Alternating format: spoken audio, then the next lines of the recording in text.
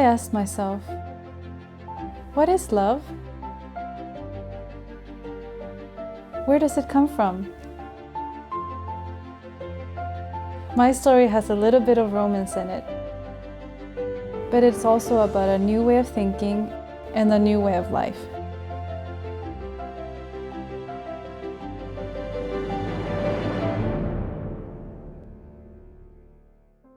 My name is Cacyne. My parents are from Chile. They got together in Sweden and then I came along and was born in Malmö. They married when I was around 6 years old. And as they were both in their second marriages, I had much older siblings who moved out soon. And I grew up as if I were an only child. During my childhood, we moved around many times, and my parents got divorced when I was 8. And me and my mom moved back to Malmö because my sisters live here. My father would come and visit us from time to time, but he didn't live up to his promises, and I felt a bit neglected by him. And eventually, around the time I was 12, my mom broke up the contact with him, and so I didn't talk to him anymore either. I didn't get much religion when I was growing up. One of the reasons that my parents divorced was that my father became religious, but that didn't make anything better at home. My sisters were also active at the time in a Pentecostal church, so I went with them to church for a while when I was around 8 to 9 years old. And I remember that there was a big youth group and there were tons of kids, and it was a lot of fun. My mom doesn't believe in organized religion, even though she believes in God. She has had 2 husbands who were Christian, and they wanted to come across as spiritual, but away from the public they were anything but spiritual. I was baptized as a child in a Catholic church, and I don't remember thinking about God in my younger years, but I later found my mom's Bible, and I had drawn crosses in it and written, God is love. But as a teen, I didn't think there was a God, and every time my mom would tell me we were going to do such and such, or when you make plans, she would say, God willing, and I would say, no, Mom, Dios no existe. It's like, Mom, God doesn't exist. So I was very bitter because of what had happened in my family and about what I didn't have or couldn't do, and I guess I was very affected by the divorce and all the moving, so I was resentful and angry on the inside, and I guess it's also part of being a teenager. But I was a good kid anyways, and I was careful not to get into too much trouble, and I tried to do well in school, and I had, pretty good friends. Because my mom had a low-paying job and was a single parent, we struggled a lot with money, and I had the feeling that I needed to take care of things at home, so that made me grow up and mature much faster.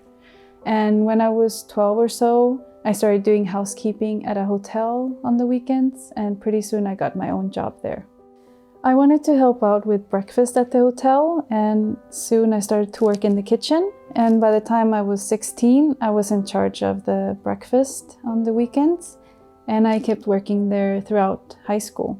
I was even working there during weekdays and on my holidays, so I worked pretty hard. Eventually, I got a job at a cafe in Copenhagen, and soon after, I met a guy from El Salvador and we started dating. We fell in love, and after a few months, he had to go back to his country to sort out some paperwork. While he was gone, my sister invited me to some Bible studies, and they were especially for young people, so I went. And there I met some special people like Don and Andrea Milares and Jonathan Carlson and others. And the studies were about relationships and marriage. They talked about how God in Jesus offered his life for humanity because he loves us so much. And I learned that he wants to have a relationship with us where we respond back in love to him. He wants to be with us forever. Marriage should be the same. A relationship that lasts throughout life, where 2 people love one another and are faithful and willing to sacrifice for the other. And I thought this was wonderful. Before this, I didn't believe much in marriage, and I thought that we could just live together and there's no need to sign a paper and we can just be with each other for the rest of our lives. But when I heard the Bible's concept of marriage, I thought, this is what I want for the relationship I had with my boyfriend. I liked the thought of us being one, and I was so in love with my boyfriend, and I yearned for this kind of permanent relationship that comes from God. And this was such a beautiful ideal, and it made so much sense that I thought it cannot come from somewhere on earth. It must be supernatural. So I came to the conclusion that God must be real. My sister, who had already started going to church by this time, invited me to go with her. And I was curious, so I went. And I really liked it and enjoyed it, so I kept on going. One thing, though, that really clicked once I started understanding Christianity was this, that I was trying to be good to people and always trying to please and make them happy, but they did not respond in the same way. I wanted to be loving, but it didn't seem fair. I mean, who wants to be a sucker? But I learned that revenge is God's. I could treat those people well, no matter what they did to me, and God will take care of justice. It gave me confidence to be who I was and still have dignity. My boyfriend returned to Sweden and we moved in together. And I was hoping that he would be as excited about God as I was, but he wasn't. And still I went to church, but not so regularly. And even so, I got baptized in the summer of 2010. I know now that I shouldn't have gotten baptized then. I had many things in my life that were not right, but God is very patient. Little by little, my boyfriend and I started to drift apart. He was saying that I changed too much since I started going to church, and he didn't like that, and he said some very hurtful things to me. One day, we had a fight, and he said he had enough. And I thought, me too, actually. And I was relieved. It was as if a weight fell off my shoulders. And he soon moved out. And I started listening to more sermons online, and I read the Bible, and started also to get some more friends at church. And my life was just filled with more meaning and peace. There was another thing that bugged me a lot, because I had learned that Saturday is God's holy day of rest, the Sabbath. And I had worked on Saturdays even after I got baptized, because I was really a coward and I didn't dare to ask my employer to give me Saturdays off, and especially since I was working in the food service. By now, I was also studying to be a chef and was working off my practicum at a restaurant. I was 1 year away from graduation, so I felt even more pressure. So I made friends with a Christian lady, and when she found out that I was working on Saturdays, she said to me, "What are you doing, my sister?" And she encouraged me to stand up for my beliefs and to stop compromising. And I wanted to do that because I had such a bad conscience. And also my good friends Klaus and Teresa gave me a book called The Seventh-day Ox. And it is about a Christian minister who was in a Soviet labor camp. And even though he faced tremendous challenges, God worked a miracle for him to be able to keep the Sabbath. So I explained the situation to my boss, and he arranged for me to take every other Saturday off. And he said to me, "This is the best I can do. Don't be stupid and ruin your career." And my colleagues were also putting pressure on me to come to work as usual. The Saturday when I was supposed to work, I said to myself, I'm going to take my chances with God.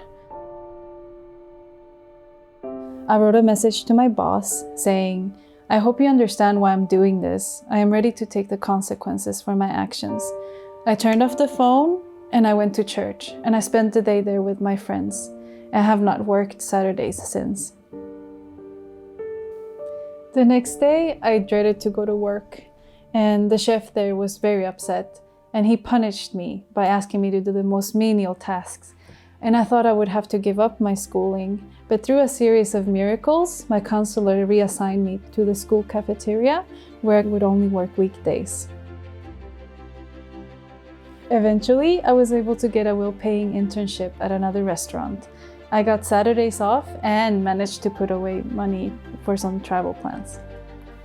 And not only did I graduate from chef school, but I was also able to get some amazing work and study and missionary experiences in Finland, the US, Brazil, Sweden, Norway, and Greece. And the latest news is that I'm engaged to be married to a wonderful Christian guy. And I'm convinced that it is only by making God the foundation of our marriage that it will have the best chances to last and blossom. God has been so good to me, and everything that I thought I had lost has been replaced with something so much better. And I have found true happiness and peace, and He is my Father, and so far, He has not let me down.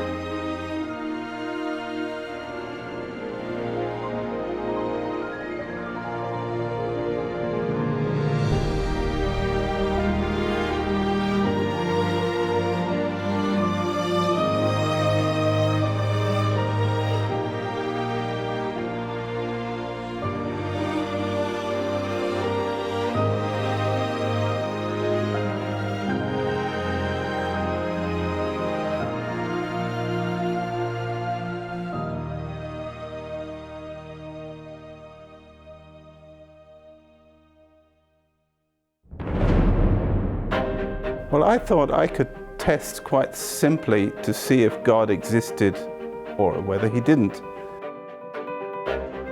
Well, you know, we were partying on the weekends, drinking, smoking marijuana, taking drugs. I thought of faith as something that one imagines, as something that you make yourself believe even though you know it's not true. I remember arguing with them how unreasonable it was to believe in God.